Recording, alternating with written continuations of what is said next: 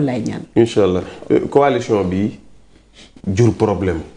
coalition Diomaye jur problème te à chaque fois ñuy gis ne coalition baa ngi tegi jéego.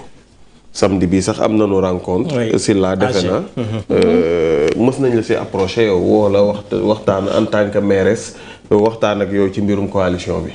xam nga man yàlla dogal na boo ne Khadija Mahécor Diouf ñun la Ousmane a dee ci xolam. yàlla dogal na loolu. yëg naa ni nag ñu ngi approché nit ñi bari yëg naa ni ci sama biir commune sax am na ñu fay dugg. waxuma ay maire ak ñooñu di approché des gens ay mbootaay ak ñoom it seen. awma ci certitude nag lu ma dégg rek lu ma for ci weewu bëy la. ñu ngi liggéey c'est bien waaye li Ousmane wax démb partie cabine téléphonique yoo xam ne dañoo daje. kenn si ñoom mën cee gañi quartier am wala këram. donc ñun loolu mënuñu ébranler te warul nekk suñu débat li ñu suñu président wax ñun mooy suñu focus. xam nga focus bi mooy lan. mooy Ousmane Sonko le président du parti dafa ne ñu dem vers des renouvellements. Ousmane Sonko dafa ne. ñu def animation politique. ñu porter aussi la communication du gouvernement.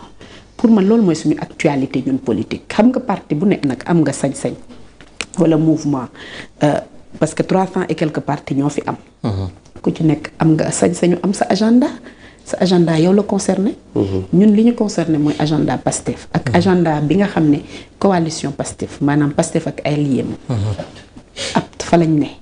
ñun boobu agenda moo ñu concerné leneen lu ci am nag keneen ku ci am nag nga nekk d'une autre ci beneen boor na nga xam ne nag adversaire u Pastef nga rek et puis bu boobaa ñun Pastef ku nekk suñu adversaire xam ne am nga adversaire bu mat adversaire am nga ay militants yoo xam ne jàkkaarloo nga ak militants yu mat seen place donc pour le moment ñun le mot d'ordre c'est la remobilisation c'est les renouvellements c'est véritablement l'animation du parti la formation mais surtout vulgariser li nga xam ne mooy la politique bi nga xam ne suñu parti bii gouverner parce que nous sommes quand même le parti au pouvoir mu ngi koy doxal donc loolu moo ñu ñor loolu moo ñu yitteel te si loolu la ñu suñu président wax te ni may wax rek Ousmane Sonko moom ay waxam ndigal la ci ñun li muy wax bu ko waxee ñun suñu rôle ak suñu objectif mooy nan la ñuy def ba matérialiser ko nan la ñuy def ba chaque week-end moom des activités yoo xam dafa am impact nan la ñuy def ba li nga xam ne mu ngi koy liggéey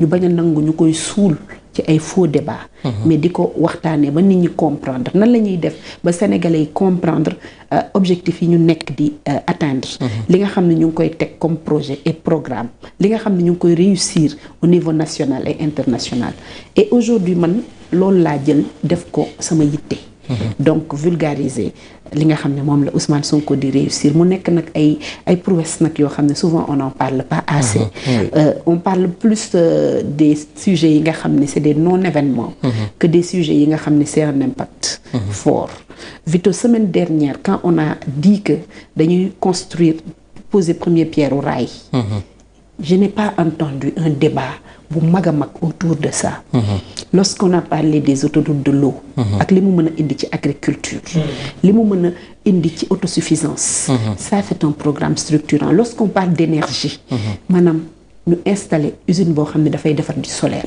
c'est ça les vrais sujets de l'heure et ce sont les moments yoo xam ne ñun patriotes yi ñoo ko war a jël amplifier ko donc loolu mooy suñu rôle lorsque tey jii ñuy wax le nombre de ménages yi nga xam ne dañ leen génne ci lëndëm parce que ASER mu ngi def liggéeyam lorsque tey jii on parle de projet yoo xam ne am na ñoo xam ne tey jii seeni facture mu ngi wàññeeku mais loolu mooy suñu sujet ñun loolu la ñu war a ndamoo loolu la ñu war a débattre te man personnellement loolu mooy sama sacerdoce mais seen frère Diomaye parfois nga dégg ñii ci xale yi ñu ne traître la daf ñu wor Diomaye li muy def nii waru ko taxawaayam waru ko woon am ak li ko Ousmane Sonko yëpp defal yow débat boobu yow ban côté nga ciy féete li ma ciy féete mooy je me refuse d'avoir ce genre de commentaire man personnellement ku ma ci dégg sa xeeb ma ci c'est pas ma nature et ça le sera jamais mais je suis une personne de principe te j'ai pas souvent peur d'assumer mes idées et su ma d'accord ci dara dama koy wax et su may def dara toujours dama koy woddu ko mooy dama koy teg ci li nga xam ne mooy charte yi ñu tënk. man foofu lay souvent amee sama avis et je me refuse en fait d'avoir des commentaires yoo xam ne véritablement ku ko dégg su la nawoon. orma bi mu la joxoon mu deñ. donc loolu dañuy bàyyi commentaires yi nga xam ne ñi nga xam ne ñu ngi ci réseaux sociaux yi wala ñeneen ñi nga xam ne tey seen xol day métti. ñoom ñoo xam li tax seen xol métti ba ñu wax ko. et souvent soo defee micro-trottoir booy déglu nit ñi peut-être di nga mën a apprécier ñoom aussi lan lañ ci xalaat. mais man personnellement li ma ñor. mooy comment on peut faire aujourd'hui pour que le projet politique bi nga xam ne dénk nañ ñu ko. ñu def ko ensemble réussir ko ensemble. parce que on est arrivé au pouvoir avec un ticket avec un duo. mu nekk lu neex ñëpp. koo gis mu ne Sonko mooy Diomaye mooy Sonko. c'est parce que dañu jàpp ni ñoom ñaar suñu àndee lu benn nit man ñaar moo ko dàkk. les Sénégalais ont acheté ça donc ñun loolu la ñu bëgg a gis et c'est on veut que aujourd'hui qu'on dépasse cette situation là.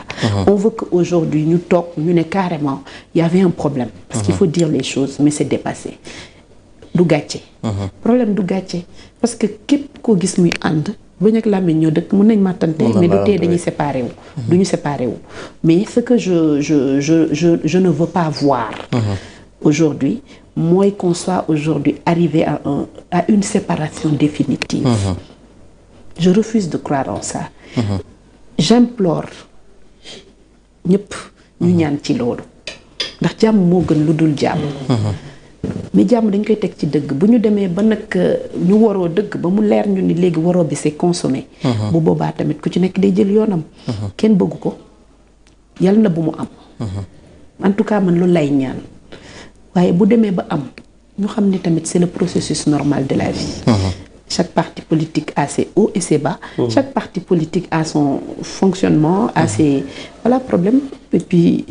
on les dépasse ou mais Khadija yow ni nga ko bañee nii est-ce que ñoom bu ñu ko bañee woon nii dinañu toll fii en tout cas parce que bu dee yow yaa ngi ñaan yaa ngi déplorer mbir mi mbir maa ngi lay naqari di la écœurer ci sama xol ci sa xol te nga bëri ci morom parce que am na geste yoo xamante ne bu mu amee nit ñi tëdd nañu hôpital seen circulaire boobu bu mu génnee ñu jël Mimi Touré def ko chefu coalition boobu am na ñu bëri ñoo xam ne foofu la ñu feebaree ba tey ji man am na lu ma ci xam lu bare mais yow ni mu la naqaree nii est-ce que ñoom ñaar bu leen naqari woon nii te Ousmane man leer na ma ne naqari na ko nii naqari na ko parce que keroog bi génnee di wax gis nañu mais est-ce que Diomaye bu mu ko naqaree woon nii dinañu yegg si fii du ma juger je refuse encore une fois de juger je ne peux dire que man li ma xalaat mënumaa nettali sama gént moroom li may wax mooy 10 ans ou 11 ans de notre vie on l'a passé. on a sacrifié beaucoup de choses te ñun ñoo gën a ñàkk solo ci sacrifice yi. ndax ay bakkan da ci rot comme ni ma ko waxee 2000 personnes sont parties en prison ñaata nit ñoo ci ñàkk seen liggéey ngir projet bi. ñaata nit lañu xeex ci seen liggéey juste parce que dañu àndoon ak Pastef. on a vécu 2021 ñu ngi ko doon waxtaanee 5 ans yu métti. ba yàlla dogal ñu arrivé fii ñu egsi daan gis le président Diomaye gis le président Ousmane Sonko le président du parti je ne sais pas si vous vous rappelez le jour où il mettait le bracelet à Ousmane est-ce que yéen a ngi fàttaliku image boobu est-ce que yéen a ngi fàttaliku le meeting de Kër Massar quand le président Diomaye disait que le président Ousmane Sonko mooy suñu candidat est-ce que yéen a ngi fàttaliku ñoom ñaar bés bi ñu génnee man je me rappellerai toujours aussi ce jour parce que ndeysaan sama waajur bu góor damay génn ne damay dem mu ne ma doo gis Ousmane man ko loolu mënul nekk dinaa ko wër tey ci Sénégal juste pour xool ko ma dem ñëwaat mu ne ma gis nga ko ma ne ko gisuma ko mu ne ma góor la mu ne ma du génn mu ne ma su génnee day muur Diomaye te tey bésu Diomaye la loolu teraanga la ak yeneen yoo xam ne tey mën nañ fi toog ba suba di ko nettali c'est-à-dire dañoo ànd traverser lu metti dañoo ànd gëm-gëm bi nekk ñu porter ko ensemble ku ci nekk am ci rôle le parti tollu woon na foo xam ne le président Ousmane Sonko était entre prison, palais de justice, procès. En ce moment-là, le président Diomaye était là. Ñun ñu nekk ak moom, bien que Ousmane était le président, Diomaye était le secrétaire général du parti. On arrivait à travailler et loolu ñun dañ ko dund. Man nekkuma ci biir Pastef koo xam ne yëf yi damaa dab. Yàlla dafa dogal ma am chance fekkee Pastef dans ses débuts. bi muy metti dëgg ñuy raam ba jóg dox. bay commencé daw lu ne ñu dund ko. Donc loolu ay nit buñ ci jaaree. ci sa xel li ngay jàpp mooy dañuy renforcer ba lu ñu song dañ koy daan. Donc moo tax ñun lii bëgguñu ko. dama koy répéter gënaluñu du lu ñuy ut. bëgguñu mu am. waaye dafa mel ni ñu ngi dox jëm ci loo xam ne. c'est inévitable. c'est inévitable. yal naa juum. yàlla bu mu am. waaye bu amee chacun va continuer son chemin. Les Sénégalais sont là pour juger. xam nga lu ñuy fàtte toujours nous les hommes politiques les femmes aussi politiques. C'est que nous sommes très petits par rapport à la majorité et la masse silencieuse qui décide, qui vote, qui arbitre les gens et qui juge chacun par rapport à actes yi muy posé. Cette majorité silencieuse à un moment donné moom mooy juger les gens. moom mooy arbitrer les gens. Donc ku ci nekk rek na poser acte yoo xam ne ëllëg mën nga ko layal. Donc li ma gëm man te gis ko mooy le président Ousmane Sonko est droit dans ses bottes. man de Ousmane musuma wax lu ma gisul. ba ma xamee Ousmane ba léegi. ça fait plus de 12 ans. at bu nekk may gën a am firnde kii il est constant du varier. en fonction des circonstances. kii projet Sénégal kese moo ko ñor. kon kooku tey bu ñu demee ba yëf yi demee nii. mënul wax lépp te gëm naa ni.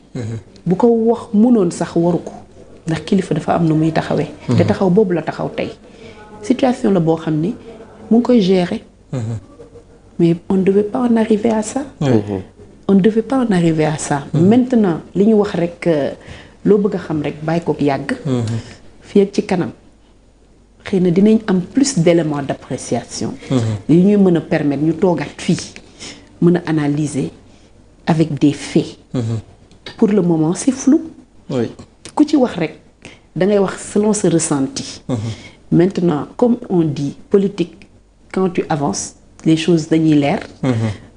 ngay gën a comprendre peut-être avec les derniers rebondissements yi ñëw suñu kanam dinañu gën a permettre ñu mën a am des appréciations plus objectives. Mais pour le moment xol yëpp jooy nañ. oui xolu sénégalais yëpp jooy nañ. képp ku bëgg Pastef. rawatina nga bëgg Ousmane Sonko nga fekkee li mu def génn ne diw de mooy man moo ma gën. tuddee na ma doom. kooku bu ma ko tànnee dama ko tànn ci jikko yi ma xam ci moom. kon kooku deselatuñu dara ñun ndax bu ko neexoon du ko def. su ko neexoon mu ne su dul man du kenn. du kenn oui. Donc générosité boobu gëm ni projet bi du nit. projet bi c'est plus que lu ñu mën a expliquer c'est tout un ensemble de choses yu ñu war a boole. et li am solo mooy gëm-gëm bi ak dox bi nga xam ne dañu war a dox jëm ci loolu. Donc il a choisi li muy wax un passeur du projet. et ñun jàpp nañ ni lii sénégalais yi votel mënatul naax saay ndax sénégalais yi seen xel yeewu na. li ñuy wax taal nañ xel yi. oui ce n'est plus possible. L'éveil des mentalités. c'est là. loolu c'est important alors xanaa laataa ñuy jàll ci benn sujet nu bàyyi ça mu def benn résumé en attendant ñu ñëw ci benn sujet. waaw li ma njëkk a remarqué mooy bettuma ci moom. jotaayu palais bi. mais rawatina tamit maire ni ñu ko ginnaawale. mu njëkk a fàttaliku loolu te. juum nga maanaam dangaa jàppoon ne dangaa juum mais juumuloo. te man loolu bokk na ci li ma gëm muy tey war nañu yegg foo xam ne budget Sénégal xaaj ko ci digg bi. genn wàll gi maire lu état décentralisé séddoo ko. man loolu laa gëm parce que tamit foofu lañ war a yegg quoi pour man am na yenn artères yoo xam ne yenn tali yoo xam ne wala ay édifices maire yi ñoo ko war a jël di ko tabaxal seen bopp. pour ñu yegg foofu mooy fii Sénégal dëkk yëpp fertile maanaam dëkk boo dem région boo dem yaa ngi ko fekk ay usine bu